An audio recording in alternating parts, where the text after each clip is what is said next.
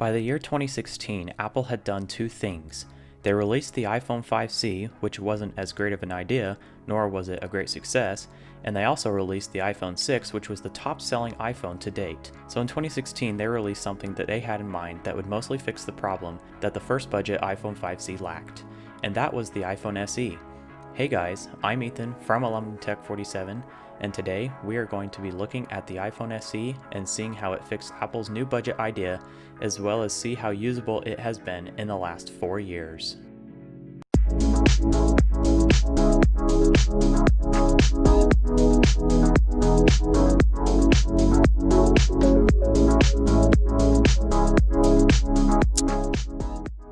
So Apple announced this phone at their spring event, as they usually announce budget items at those events anyway. The phone has the same exact form factor as the iPhone 5S, but now they have one in rose gold. The phone basically has everything that the iPhone 6S has, but without 3D touch, and obviously a smaller form factor.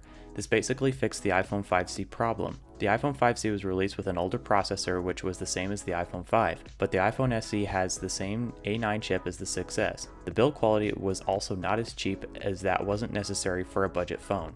But using recent form factors like the iPhone 5S form factor was great for Apple, because they could just use the shells of the iPhone 5S for their new budget phone. But as budget phones are, they cut out some features that everyone doesn't need, and that is so that they can have it at a lower price. The iPhone SE started at just $400. The iPhone 6S at the same time was being sold for $650. Comparing that to the new iPhone SE, it doesn't look like much of a deal as it is now, but the iPhone SE's price dropped significantly over the next few years, but Apple continued to sell it all the way up to the year 2018, and even on clearance last year. That tells you that the iPhone SE has held up its way as a budget phone longer than the iPhone 7, but we have to know fully what this phone is in design and its specs. The iPhone SE from 4 years ago has the same form factor as the iPhone 5S, as I've said.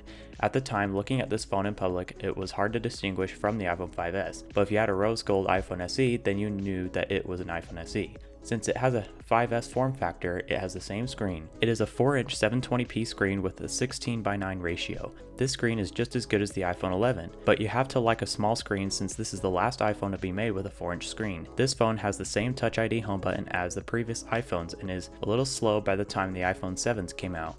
The camera has the same 12 megapixel sensor as in the iPhone 6S, which is a significant selling point for the iPhone SE at the time. It took live photos and recorded video at up to 4K at 30 frames per second. Then you have the other smaller features at the time, like a headphone jack. This was the last iPhone ever sold to have a headphone jack. I think it was good for Apple to put a headphone jack in the iPhone SE, because when they sold the iPhone 7 later in the year, there was something that they could buy that not only was last year's iPhone, but also wasn't outdated. Something that the iPhone SE lacked was a good battery. It only had a 1624 mAh battery, which doesn't really get you through the day much. You usually have to go out and buy a battery case or carry a battery pack with you to get a full day battery on this thing. This iPhone also lacked water resistance, but no iPhone at the time had water resistance anyway. One thing that this iPhone has is compatibility. At the time of release, you can use all the iPhone 5S stuff on your iPhone SE. You can also use the same cases and the same great accessories that Apple and other retailers have. Another nice thing is that it still has the latest version of iOS. It runs iOS 13 very nicely and doesn't have any missing features that newer iPhones hold. Now that might not last for long. There's a good chance that Apple won't give this iPhone iOS 14. So as it happens, people will stop supporting their apps for iOS 13 as the years go on. And that leads us into the question of, can you still buy it today?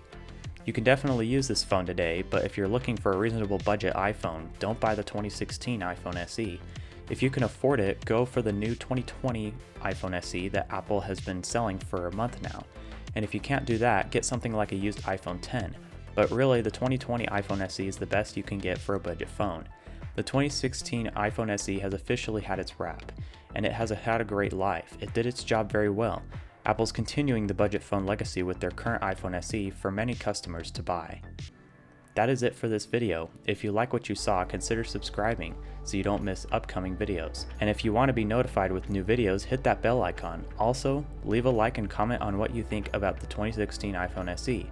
If you are interested, go follow me on Instagram and Twitter at AlumniTech47 so you can see behind the scenes as well as other life updates. Thanks for watching, and I'll see you in the next video.